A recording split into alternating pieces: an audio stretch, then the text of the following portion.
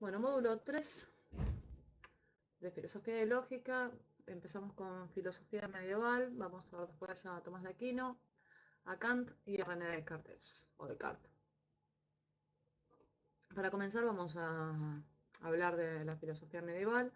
Durante la Edad Media la filosofía se inspiró en el cristianismo.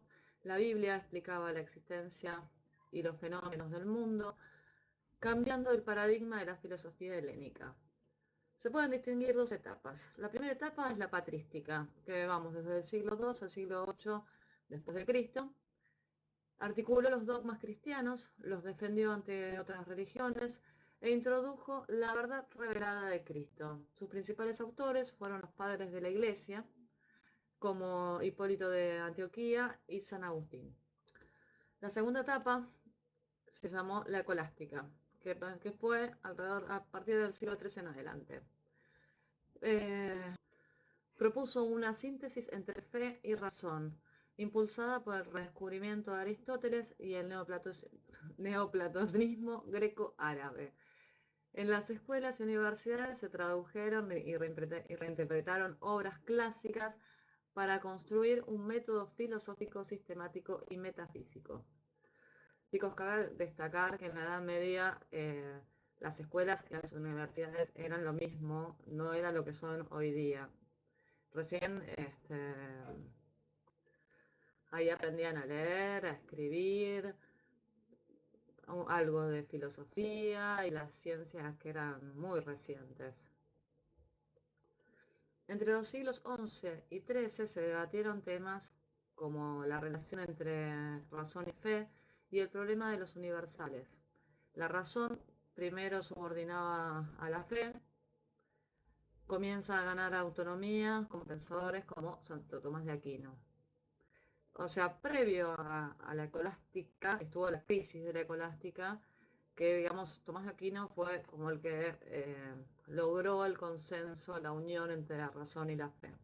Pues hasta ese momento estaban en conflicto los patrísticos con esta cultura que ellos conocían, esta filosofía que ellos consideraban pagana, que venía del lado griego. Pero bueno, ahora vamos a ver qué tuvo que ver Tomás de Aquino con todo esto. Bueno, para empezar, vamos a hablar un poquito de su vida y su obra. Nació en el castillo de Rocaseca en el 1225 después de Cristo y falleció a los 49 años. Venía de familia noble, de niño estudió en la abadía de Montecassino, que el abad de esa abadía era su tío, y luego en la Universidad de Nápoles, donde conoció a la orden de predicadores, también conocidos como dominicos, que eran mendicantes y practicaban la austeridad. ¿Qué significa esto? Que mendigaban y eran austeros, eran despojados. Perdón la interrupción, lo que pasa es que mi perro ya sabe tanto de filosofía en este momento que no puede dejar de opinar. Bueno, continúo. Les decía que practicaban la austeridad. Tenía como lema contemplar y entregar lo contemplado. O sea, aprender y transmitir el conocimiento. Resulta que los padres de Tomás no les gustó mucho que estuviera con esta gente, así que lo secuestraron y lo encerraron en Rocaseca durante casi un año para intentar de persuadirlo de que abandone la orden. No lo consiguieron, así que lo liberaron y continuó sus estudios. Y a los 27 años ya era profesor en la Universidad de París, que para ese entonces era como lo más top de Europa. Y su fama de gran maestro se fue difundiendo paulatinamente. Bueno, estábamos con la crisis de la escolástica en este momento, ¿no? Y aparece este joven Tomás de Aquino con la siguiente afirmación, que la inteligencia no podía oponerse a la fe, ya que tienen el mismo origen que es Dios. Escribió obras como El ente y la esencia, Cuestiones disputadas y diversos comentarios a cada una de las principales obras de Aristóteles, en los cuales trata de completar sus aportaciones desde la fe. Se le deben destacar dos obras en particular que fueron muy importantes: La Suma contra Gentiles, que es un resumen dirigido a los no cristianos para explicarles la fe cristiana, y la Suma Teológica, un resumen de la teología cristiana que aborda temas fundamentales de la fe. Juan Pablo II, en su encíclica Fides et Radio, Fe y Razón, destaca la importancia de la obra y filosofía de Tomás de Aquino. Los aportes realizados por este filósofo podemos decir que se cifran en conciliar la razón y la fe. Bueno, y ahora vamos a ver justamente cómo fue la integración de la razón y la fe de Tomás. La filosofía de Aristóteles se introduce en Europa con éxito, aunque genera inquietud por su carácter pagano. Algunos filósofos reaccionan con temor y así surge el voluntarismo, que lo voy a resaltar porque es una corriente de pensamiento que intenta debilitar la razón, destacando la voluntad como única fuerza activa frente al conocimiento. Esa inteligencia reducida a reflejo no puede acceder a la verdad ni del universo, ni del ser humano, ni de Dios. Eso, eso opinaban los voluntaristas. En ese momento aparece Tomás de Aquino, que no teme al intelecto de Aristóteles, al concepto de intelecto de Aristóteles, no a su inteligencia. Propone integrar la fe y la razón sin que una esté por sobre la otra, valorando la autonomía de ambas y reconociendo que se pueden combinar los aportes de la razón con las verdades de la fe. Tomás de Aquino plantea que la teoría del Dios aristotélico, que es motor, inmóvil, eterno, inmutable y perfecto, por si no vieron el video anterior, es una aproximación racional anterior a la revelación del Dios cristiano. Por tal, considera que la luz de la razón y la luz de la fe proceden ambas de Dios, por tanto no pueden contradecirse entre sí. ¿Qué pasa? Lo que plantea Tomás de Aquino es que Aristóteles no llegó a conocer al Dios cristiano porque no estaba vivo cuando se reveló. O sea, estamos hablando del año 0 y Aristóteles vivió antes de la existencia y murió antes de la existencia de Cristo. Y su idea de Dios era aproximada, era una aproximación racional e intuitiva la de su existencia. El gran logro de Tomás de Aquino fue integrar algunos aportes de la filosofía griega a la cristiana sin contaminar esta última con ideas paganas. Esta integración fue crucial para el desarrollo de la filosofía escolástica y marcó un punto de referencia en la historia del pensamiento occidental. Por eso es tan importante que veamos a Tomás de Aquino. Ahora sí, el resumen y lo que tenemos que saber de la integración de la razón y la fe es: Tomás de Aquino enriqueció el pensamiento cristiano con las ideas aristotélicas, en lugar de rechazarlas.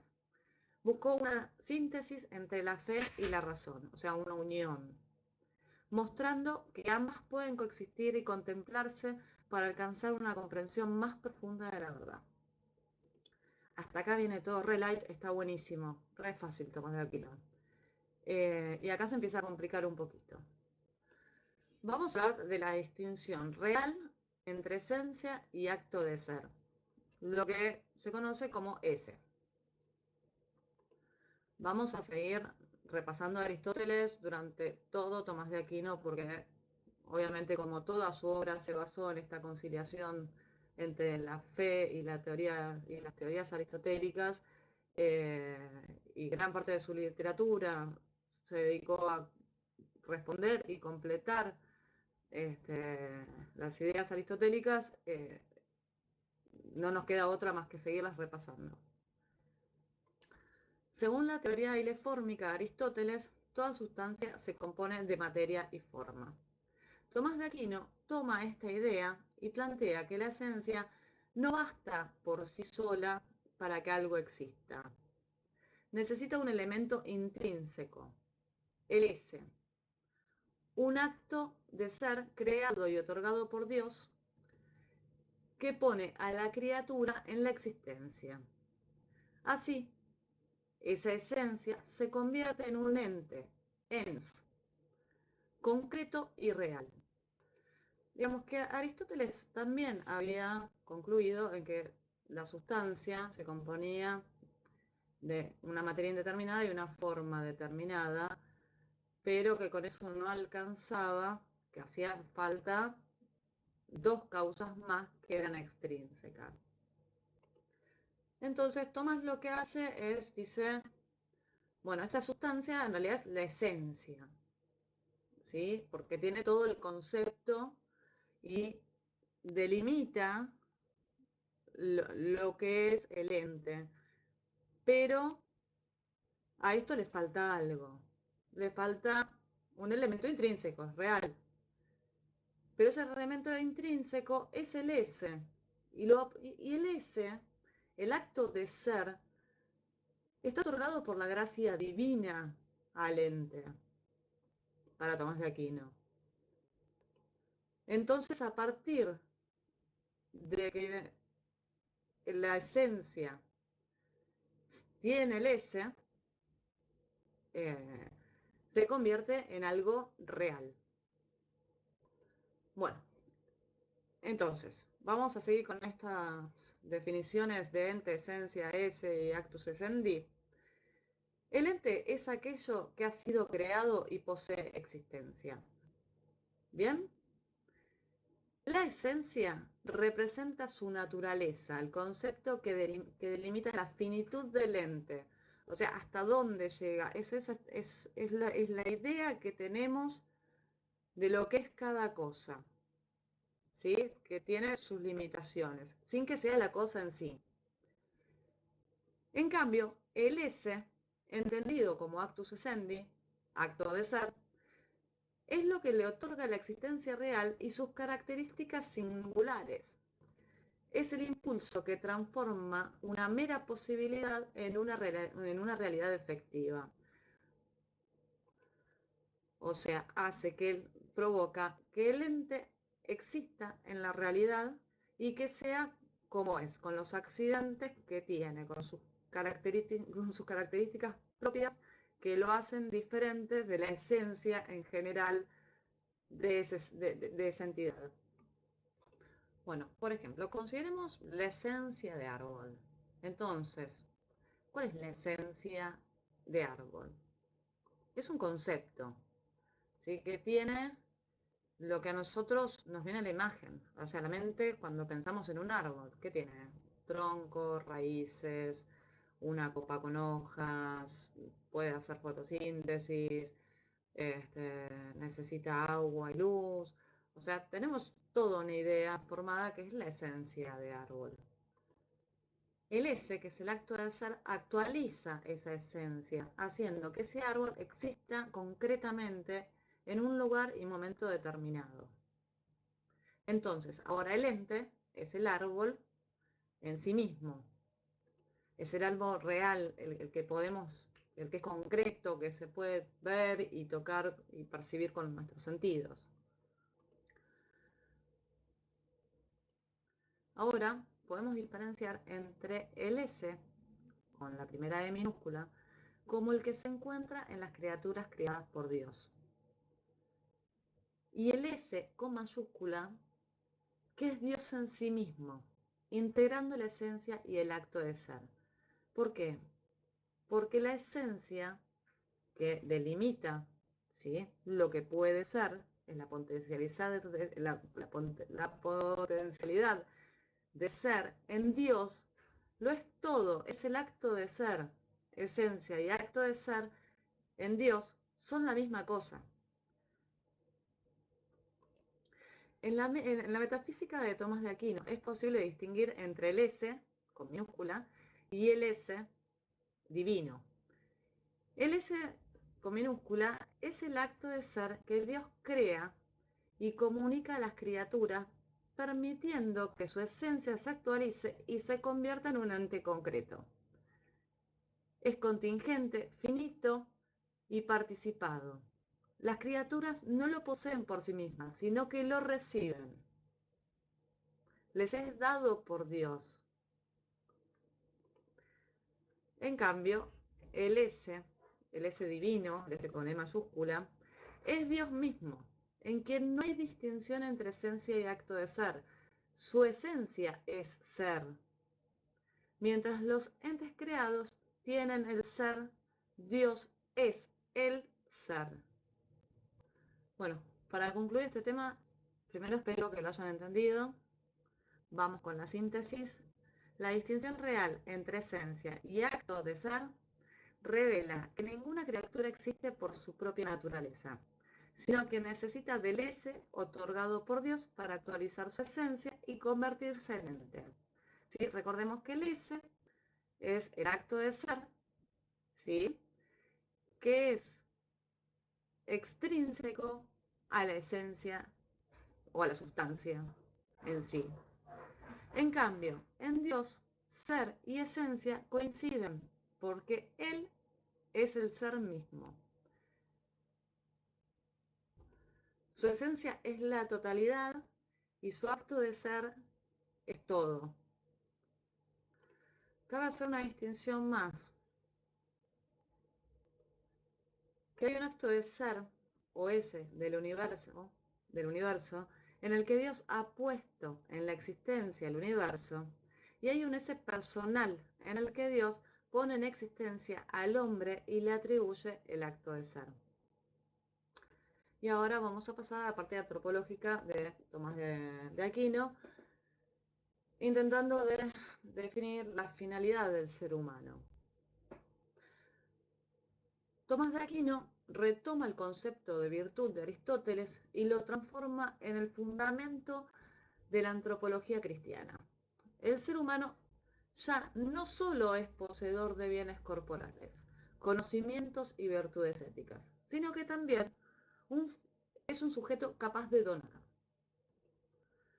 En su esencia residen los dones que lo habilitan para amar. Y es a través de las virtudes, especialmente la prudencia que regula las pasiones, que esta capacidad se realiza. Así, la donación, como expresión de libertad, eleva al hombre hacia su plenitud, ser más plenamente humano. El hombre, como ser personal, no solo habilita a un mundo dado, no solo habita un mundo dado, sino que tiene la capacidad de actualizarlo y de actualizarse a sí mismo. Esta potencia transformadora se funda en su ser íntimo, que justifica la apropiación responsable del mundo material, cognoscitivo y ético. Y ahí volvemos al ser humano, eh, como lo habíamos descrito antes, que es poseedor de bienes corporales, conocimientos y virtudes éticas. ¿Sí? Entonces, ¿a qué vamos? A que esto justifica la apropiación, o sea, que pueda ser poseedor, ¿sí?, de estos bienes, de estas cosas. A partir de esta base, puede destinar sus creaciones hacia los demás y destinarse él mismo como don. La libertad así entendida no es mera elección de medios y fines, sino una expansión del ser desde su núcleo más profundo, la intimidad personal. Entonces, el humano es poseedor de bienes corporales, conocimiento y virtudes éticas. Y también es capaz de donar. O sea, no solo de poseer, sino también de dar. Y esto lo lleva a realizarse. Habita en un mundo que se le fue dado, pero también se le otorgó la capacidad de actualizar este mundo y de actualizarse a sí mismo. Y tiene la libertad en su ser interior de elección de medios y fines. Por tal, puede destinar o destinarse. Para dar un ejemplo, puede destinar sus dones, sus habilidades, sus capacidades en una causa para eliminar, para sacar a la gente pobre de la calle en su ciudad, pero también puede destinarse a esa causa desde lo más profundo de su ser, de asumir un compromiso mayor, que es entregar todo su ser por esa causa. Es muy sutil la diferencia que existe entre destinar y destinarse. Pero cuando uno se destina a sí mismo, lo toma como un propósito de vida, como esa meta de autorrealización, como el cura o la monja se, se despoja de todo y se entrega a Dios. En lo que se refiere al conocimiento humano, Aristóteles, en su teoría de la abstracción, distingue entre el intelecto racional o pasivo, que recibe las imágenes sensibles, esto lo vimos en la teoría del conocimiento de Aristóteles, en el capítulo anterior, decía, distingue entre el intelecto racional o pasivo, que recibe las imágenes sensibles, y el intelecto agente o activo, que las abstracta para formar conceptos universales. Tomás de Aquino unifica estos roles en una sola capacidad que llama intelecto, el cual puede actuar de modo activo o agente, en ese caso que entiende el universal de algo, o de modo pasivo o posible, que recibe los datos sensibles del mundo sensorial. Para él en el alma habita un único intelecto con dos modos de actuar, ¿sí? El activo y el pasivo.